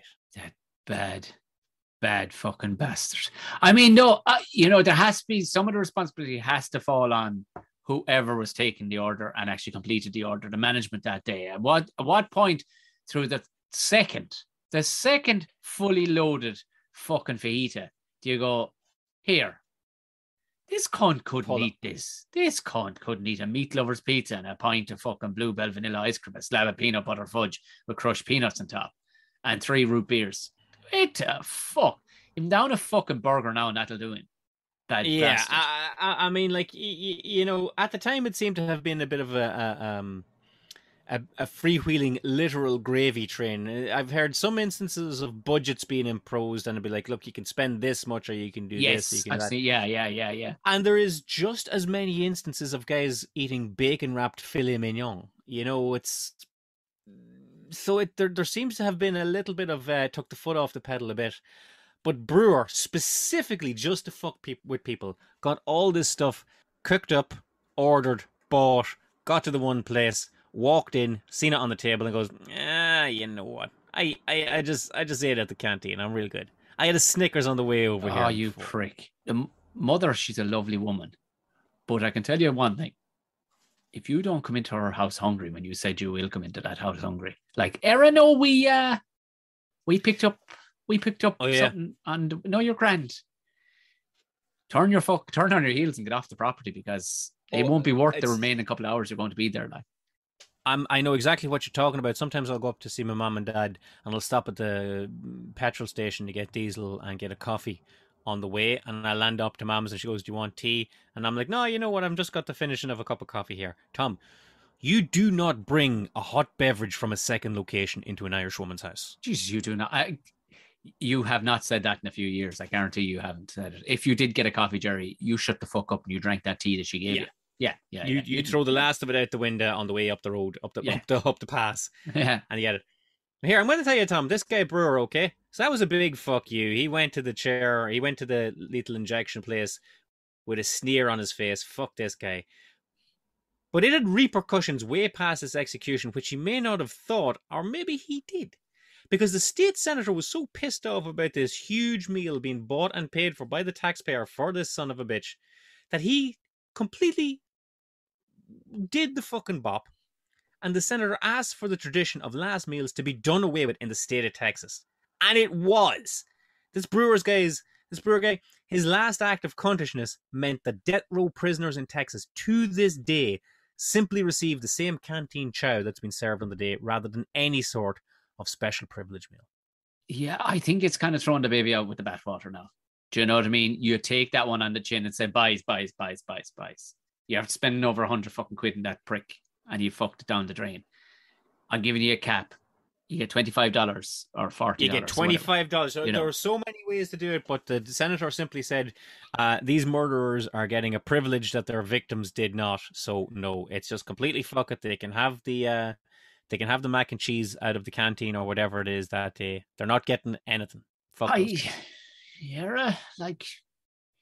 I suppose this is nearly kind of like our moment of our impasse, isn't it? Like we have to make, like before we head into the before you quiz me on what I'm going to go for. Well, yeah, but like, how do you feel about it overall? It should have been done a case by case basis. Like, how would you handle it, Jerry McBride? If I had 3 fellas who came to you, they'd all been murderers. They're all on death row, but one had murdered in passion, one had murdered in a fucking, I think a botched fucking robbery gone wrong, but he was a robbery to fucking feed his family, and somebody else was fucking, they had killed somebody in a fucking road collision. Would you give them last bit of grudge? Honestly, Tom, like, I'm not for the death penalty at all. With that being said, I had no problems with the last meal for a guy going to the gallows whatsoever, until I fucking started researching for this, and I fell across pricks like this Brewer guy who were just fuck him all the way. Like, that's beat the band. Yeah, fuck him all the way. Before we go any further, Tom, like, is that, do we want to? Is that going to feature in our choices? Are we going to be like pricks just one last time, or maybe for some of us for the first time, Tom? Because I've been saying all the way. I mean, there could be a lot to be said for it. Like, I mean, what if you knew the prison canteen dude and you fucking hated him and he gave you shit all your time? He was putting broken glass in your food and all that. What if you knew he was like deathly allergic to like boiled liver or some shit? Well, there's a lot to be said for that. Buy me a big load of liver. Buy me a big load of liver, prick. You can be guaranteed. Like, when did he go under? How long did he get time before he actually got the fucking chop out Brewer? Because you can imagine. As always, sentenced to that. So he got 98. What's that? He got 13 years. He was in prison. He had time to think this up. He had time to think this up as a scheme. Like, when I'm going to ask him for a load of food and then just. Can you imagine a white supremacist? Now, I know we've all watched the movies where they all team up, and the white supremacists go over that corner of the yard, the Mexicans go that corner, the black lads go the other corner. You could be guaranteed for doing what he did. Yeah, I don't know how much protection he would have gotten, especially when it came to mealtime. He ate more than 1 or 2 fucking snot burgers. I can guarantee you. Oh, without a shadow of a doubt. Would he have trusted any of this was actually going to be high quality? I mean, the Bluebell vanilla ice cream, if it was actually sealed, you give that a go. But everything else, I think. Who's to say? I'm putting this guy down as being a prick and a piece of shit because he's a white supremacist and I'm familiar with the crime that he did. But who's to say that he didn't order all of that and really, really want it? But like, when he was on the way to the mess hall to eat it, he met the guy that prepared it, and the guy that prepared it was just like, sneezing in his hand. Hey, by the way, hey, what was his name again? Brewer. Hey, Larry, if you look down at your mashed potatoes and you see an imprint of my testicles, those are my testicles. I just want you to know that right now. Okay, Larry, you just know that my balls have dragged across every inch of that morsel. I mean, I even got into the ice cream. I swear to God, peanut butter fudge. It ain't peanut butter fudge. Trust me, Larry. I did all that. I did all that, Larry. I swear to God, it's a meat lover's pizza, all right, because my meat made love to your pizza. That's all I'm gonna say, Larry. So and those fully loaded fajitas, there ain't no such thing as a fully loaded, but there is now. If you get my meaning. They were half-loaded fajitas when they got here. It's a fully loaded fajita. Hey, you like fried okra? We don't got okra. I'm just telling you. It's deep fried something. It's a mystery, Larry. Enjoy. I don't know why he suddenly became New York and Jewish. I don't know why, but for some reason I thought it was much funnier if it was a guy given. He wouldn't have liked the New York Jew either. So bon appetit. If that is your last bit of power, isn't it, Jer? That's your last bit of power. It's your last bit of power. It's the last thing you can do on this earth. Your one last opportunity to be a bit of a cunt. Most of these people, they would have killed somebody that they weren't thinking about killing all their fucking life. For the most part, unless they're a fucking psycho like the likes of Gacy, who's a fucking wrong one. You know what I mean? But a lot of the time it happens like a stick up. They didn't go out to just shoot in that instance. But this motherfucker just hated fucking anybody who was a white all his life. So, he was a fucking bad bass from the get-go. He was always going to be a cunt. His whole rhetoric, in fact, cunt is pretty much stamped into his DNA. So, this is going to be his last fucking hurrah. This is the fat lady Without a shadow of a doubt, we're like, he didn't. It's very funny to imagine someone did put their balls in his mashed potatoes, and that's why he couldn't enjoy his meal. But no, really, this guy just was probably thinking for 10 years how to fuck the state over, and mission accomplished. The only reason, one of the reasons that kind of galls me the most that no prisoner gets a last meal from now on is, as we said before, Tom, a lot of these prisoners in America would be people of color, and this Brewer son of a bitch, white supremacist, was probably laughing all the way to the injection center, thinking that he'd done them out of a last meal. So fuck this guy. Yeah, fuck him. Although in all saying, there's no way he could have envisaged that the entire state would have been fucking shut down as a result of this. But yeah, he got one over. He got one over the cunt. Yeah. But still, all right, Tom. He got fucking killed, Jer. He got fucking killed. He's that. Here we go. Right. So we've laid it all out to you, Tom. We've laid all the avenues you can go down with your last meal. And with a whole pile of pitfalls coming as well, okay? For example, takeaway food. Does it travel in the car?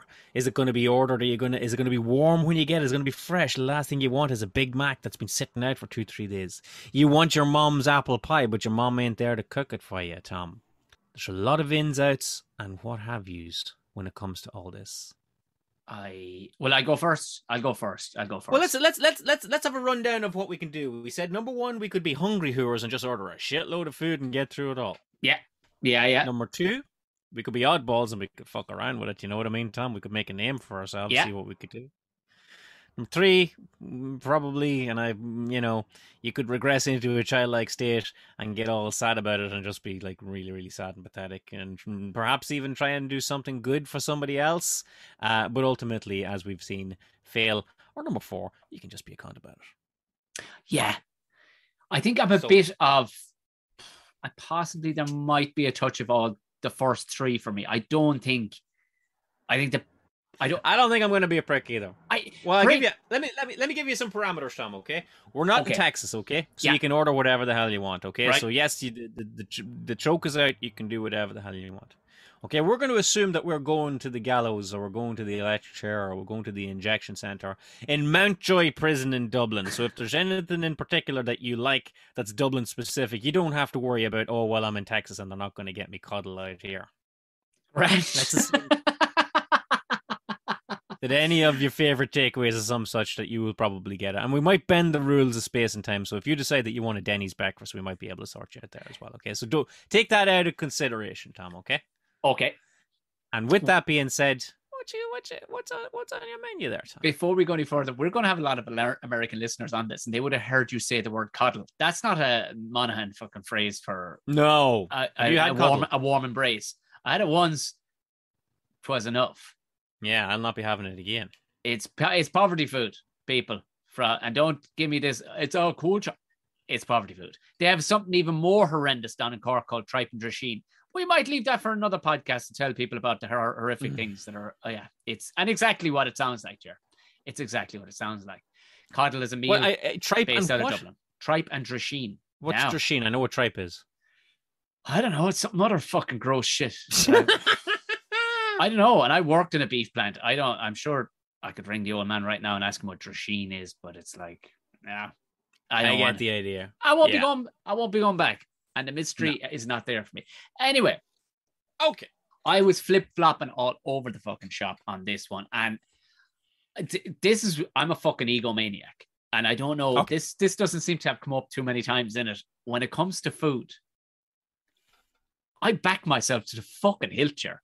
When it comes to cooking food, I back myself to the fucking hilt. I'm being very un-Irish here. Irish people do things like, oh, not bad, even though you just won the gold at the Olympics. I'm backing myself to the fucking hilt here. I know for a fucking fact what I would ask for could not be done better than what I could do myself. But I'm going to go my favorite, which is I'm cooking this Saturday. And why I pick it is because it travels very well. Okay. I want freshly finished, freshly cooked brisket.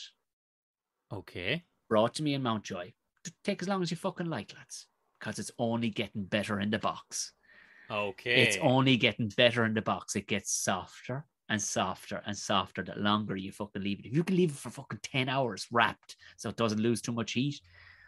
But trust me, it'll just keep on breaking down and breaking down. So by the time it gets to old Tomo, It's like fucking butter in your mouth with a beefy fucking taste, smoky taste. Brisket can be gotten all over Dublin right now. It's the barbecue it's the new donut shop is the fucking barbecue thing. Barber shops opened up everywhere, then donut shops, then whiskey shops, and now fucking barbecue joints opened up all over Dublin. I'm sure there's a combo of all four. I want fucking brisket and take as long as you fucking like. Safety. It sounds like a cheap cut of meat. It is a cheap cut of meat, but it's expensive to do in the long run because it takes a lot of cooking. But it's there and it's readily available, and you can take your fucking time with it. I love a good Indian jar, but Indian food cannot fucking travel. The ghee fucking can't fucking, I don't know, No. It does a weird thing. The butter stuff in it does a weird thing. It doesn't. That is very interesting, Tom. Now, Tom, when you're talking about the brisket, another thing I failed to mention up during during the body of the podcast, some places did actually allow the food to be prepared by family members where applicable. So I could cook my own. That's where I was going, but then I was going I was putting a restriction on myself. I was putting a restriction. I mean, then we're talking about possible escapee and me burning the fucking place to the ground and getting out of there, Jared Butler style. I could have a T-bone steak and I'd stab some fella in the neck. Whatever, like somebody that was your family member that you trusted with your recipe could cook it for you at home and bring it to you. Oh yeah, I suppose. Yeah, okay. Well, mother would be the only other person I could trust with the recipe. Yeah. Like, yeah, okay, all right. In actual fact, there was a case, and I'm sorry I didn't bring it up, but there was a case where the family prepared the food and they sat down and ate it with their son in the canteen. They all shared a meal together. I think it was a case in India. Oh yes, yeah. Which I kept that out of it, Tom, because it seems like it's cheating to me.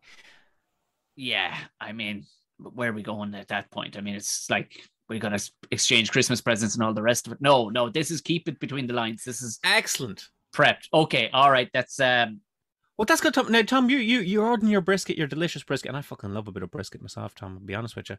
Are you getting the world with it, or are you just going to go with your brisket?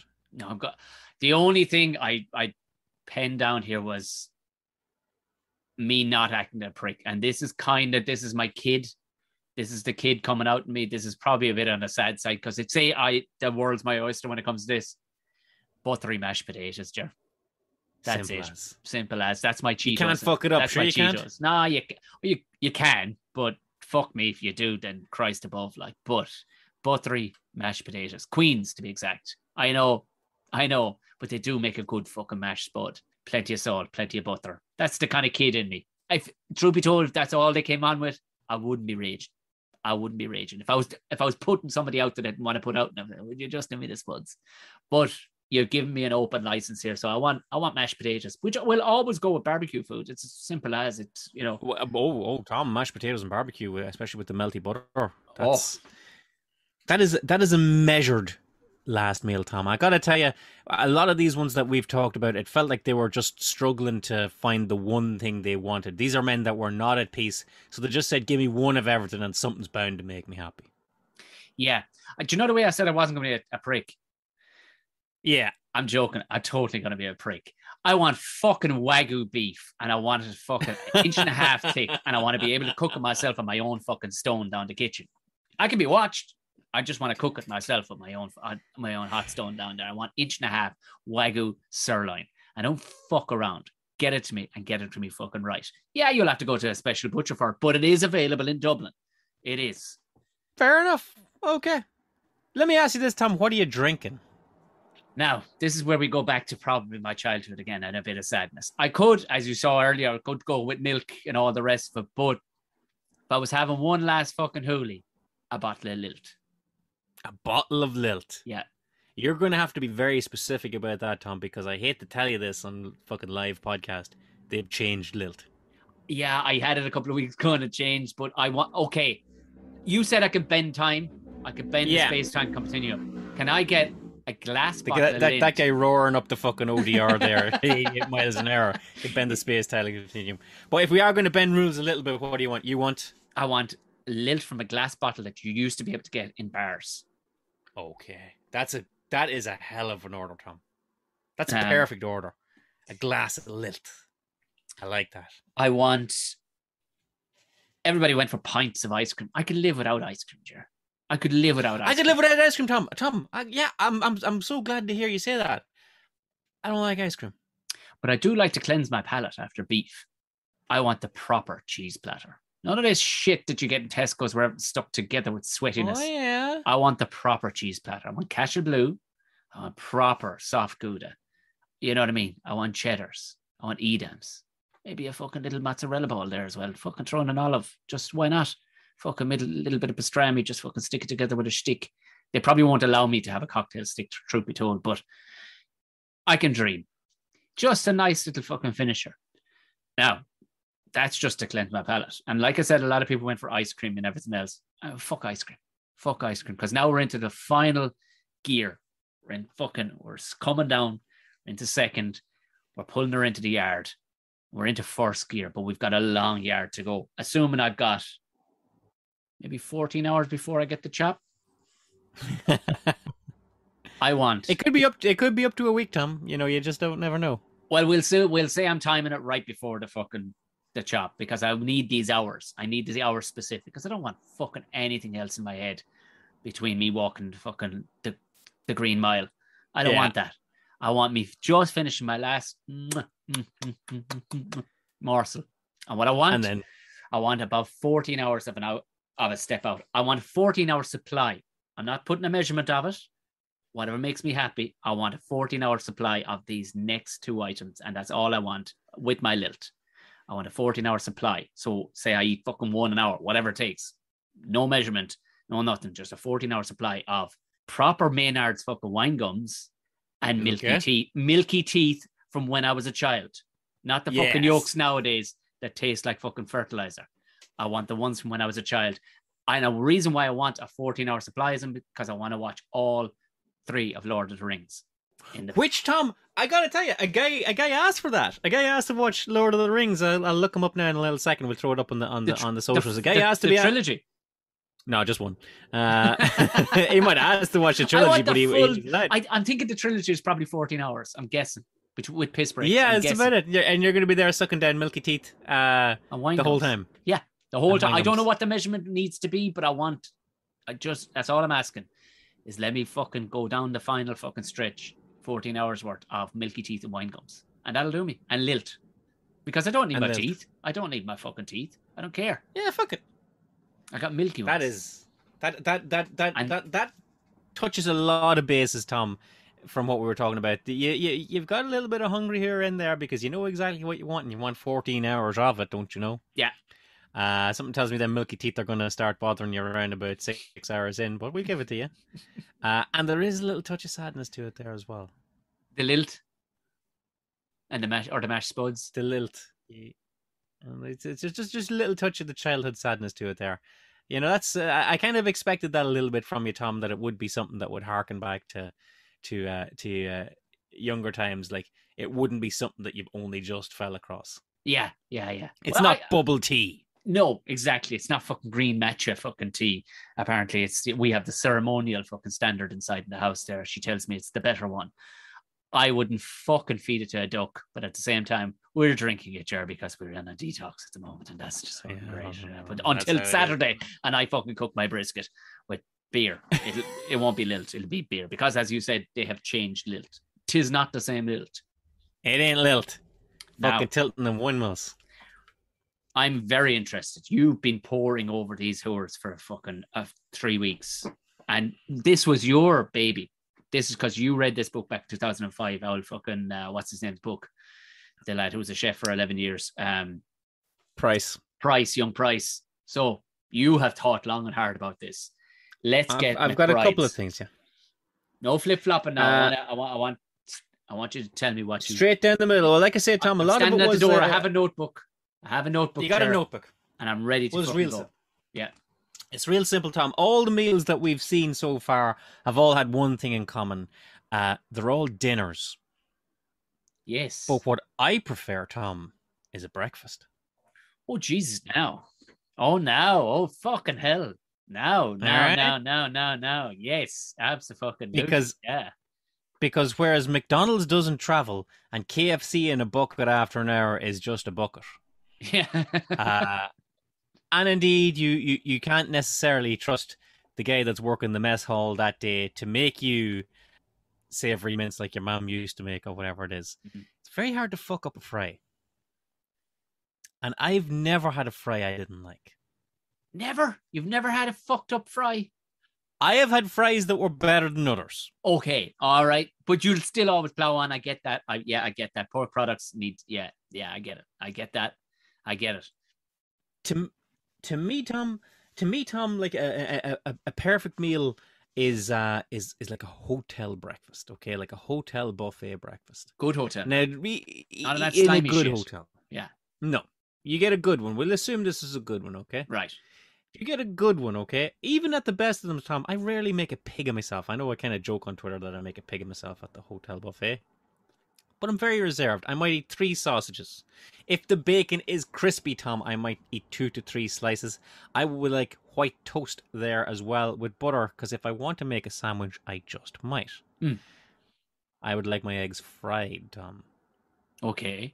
How and fried? I like my fried eggs to be right in the middle, that a little bit of runniness comes out of it.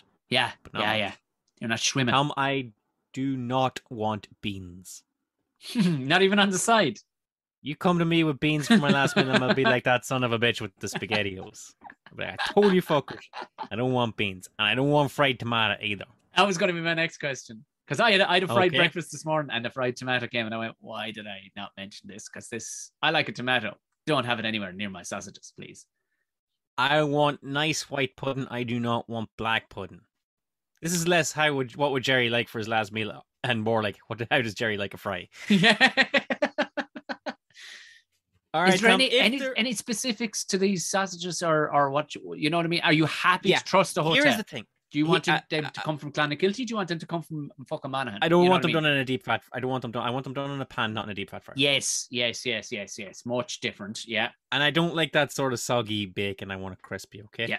My mom is a wonderful woman for making sausages and making bacon. Nobody else can make it like her. Or rather, how will I say this? The bacon and sausage that she makes are so perfectly suited to my palate that I would like them done like that. And I would leave specific instructions that however long you would normally do a sausage, do it a wee bit longer. Yeah, you like the ends to be crispy. Yeah, you want them to be crispy, Tom. I'm with you on that one. Yeah. I would like good mushy white pudding. I like good mushy white pudding. I like the kind of pudding that you can mash with a fork and then you butter it up a bit and you make it on a sandwich with your bread. Okay? I want a good fry, Tom. And you know what, Tom? If there's fried bread, if there's a potato farl, if there's soda bread, I'll take it. But I'm not going to get bent out of shape. You're such a Nordy. Like, can I get a potato farl? Yeah, I will. I'm partial to one myself. They do. I'm not going to go looking for. Yeah. I'm with you. Okay, so I'm not going to kick over the hill. Have we gone round the table? Is there a hash brown making an appearance, or do you care? I don't believe a hash brown belongs in a fry. But I would take some hashed brown potatoes. Yes, when they do it all different smushy story. uppy. Yeah. But once I get the core elements of bacon, sausage, and eggs, I'll be a happy man. As happy as a man going to the gallows would be. Right. How I need specifics here because I'm heading down to Chef here and he wants to know everything. Do you want the plate volcanic, keeping it hot for up to 25 minutes? Are you going to take your time? Do you want it a tepid plate? I want a hot plate, Tom. Hey, Tom, look. I want all my food on hot plates always, not just just in death row. Listen, I'm sorry. Up until now, Jared's been on a steel pressed fucking tray, so suck it. If anybody is listening to this podcast that ever prepares food for me in my life, I love you. Thanks for listening, and I like hot plates. So Tom, that's the core of my meal. Okay, like it's a breakfast because I like I say, I've always loved the breakfast. It's always brought me calm. And it'll fill you, but it won't completely fucking, kill you, if you know what I mean. Like, it's not a belly buster. Because I got to leave room. We haven't even gone around the houses when it comes to wetting your whistle, your fucking palate. Oh yeah, well look at the, I want some tea with my fry anyway. Okay, so whose tea now you have? Are you going to go with Lyons, Bewley's, Barry's? Don't come at me with that Tetley shit. I have never really studied a tea bag all that closely. And most tea all generally comes in, but we'll say Barry's tea. Great. Yeah, great. I like the ads. Do you write the ads as well? No. let me give you something else, Tom. Okay. Okay. Yeah. Okay. So that's the bulk of your meal. But here's another thing that I want to eat. And for the longest time, I was just like, this is the only thing I want to eat. But it's weird. And I figured if it was the only thing you ate, it'd be real fucking weird. Okay, yeah. All right? Not plate of dirt weird, but weird. Okay? So rather than just have it on its own, I'm going to have it as a side course. I want it there, okay? It's up beside the fry now. I'll have it. I'll have it. I'm going to put it in my pocket and take it to the cell and eat it later, okay? Okay. Jesus, right. Okay. I mean, what the fuck is this? I want an uncooked block of super noodles. Sweet mother of Jesus, are you pregnant? That's one of the weirdest fucking things. Like, are we talking like the coconut lads, the square Coca noodles. Ideally McDonald's super noodles, but Coca noodles will do you. No flavor powder put on. No flavor. Dry stuff. Mm-hmm. Really? It's a very specific reason for it, Tom. And I've said this many times. Anytime the subject came up, I would have always said my death row meal would be an uncooked block of super noodles because I have always loved the texture and taste of uncooked super noodles. The crunchy, bland flavor of it. I've loved it since I was a little child. Like, I've been loved it since I was... For you, it's your Liga. Exactly. Right. Exactly, Tom. Exactly that. But my mom would never let you eat a whole fucking block of super noodles. Of course she would. In fact, she would never let you near it at all. But I would always try and get to the block before it went to the pot. I'd break off a little corner for myself. Yum, yum, yum, yum, yum, yum, yum. Listen, I have been partial to pick up the odd because they never come 100% intact. No. Because they are fucked into a box somewhere in Taiwan. Or, well, I'm sure the super noodles are made somewhere in the UK or most likely Eastern Europe. So there's always going to be a few. And I've been partial to pick up a couple just to go on. Crunch. But you are crunching that thing like a fucking bear. Absolutely, yes. Absolutely. Is there some carnivore in you that imagines little bones when you're eating those? Because other than that, what is it you're getting from it? I honestly not taste, Tom, because they're not a tasty thing. But they're just like this, like I said, Liga is it. It's just this bland comfort food that just coasts by. And honestly, since I was this is where the sadness of it comes into it. Since I was a little boy, I always said, like, I would only get a little corner. My mum would only break me off a little corner. I said, when I grow up, I'm going to eat a whole block of super noodles. And I'm 40 years of age now, and I got super noodles in the fucking house, Tom. But I still have not sat down and ate a whole block of them. Yeah, because you are your mother's age now when you said that shit. Yes. Yes, you're an adult. Do you want to maybe we can do it just no, we won't record it and just you and me just chat back and forth. I'll drink beer like a fucking man. I'll save it for the day before my I'm slagging you off. You're dead right. This is your time to shine. Go. You're super noodles. You're going to take them back and just gnaw them in the cell. I'm just going to crunch them in the cell. Wow. That's going to weird everybody out here. Sad. That's going to but it's a specific reason. I'm not just going to and then I'll eat snails, shells and all. It's not weird like that. It's just like, this is a very specific thing to me. And to wash it all down, Tom, I would have my tea with my breakfast and my coffee with my breakfast. But then when I'm back in the cell, I would like a bottle of McDade's football special. I knew you were going to say it. I fucking knew it was going to. I knew it. I should have written that down. I swear to God, I knew you were going to say football special. It's not for any big love of McDade's football special because we've drank it, Tom, and we can both agree that it is at best a very weird fucking drink. It's an average odd drink at best. I think possibly tequila or something mixed might work. I don't know. It's not quite hitting the nail on the head, but it gets the nail driven.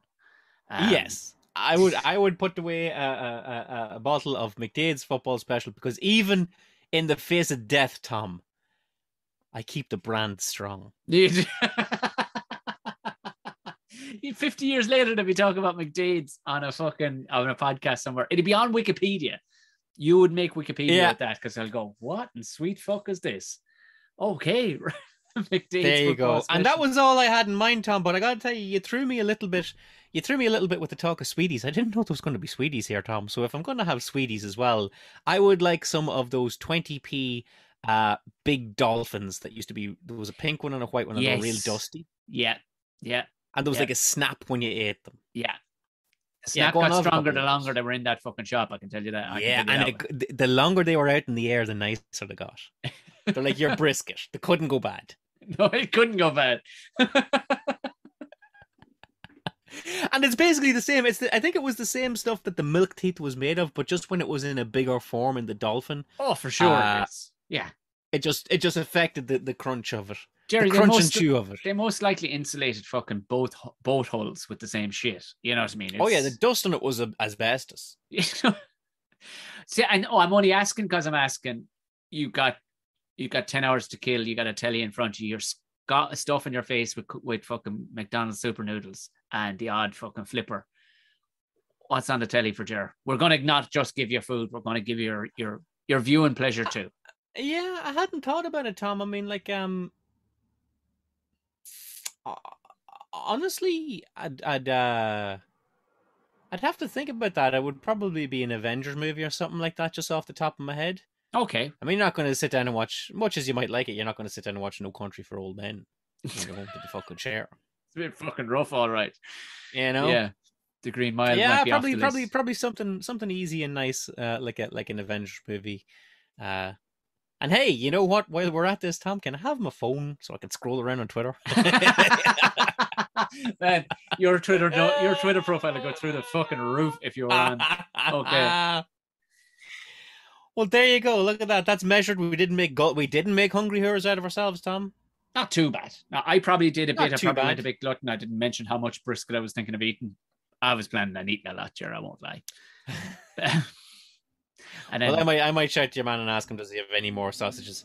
And I'll tell you, when he's does he have any of the did you ever see like the bread that's under the sausages? Oh yeah, to keep it moist. Or I don't know what the purpose of that is. Yeah, send it over here.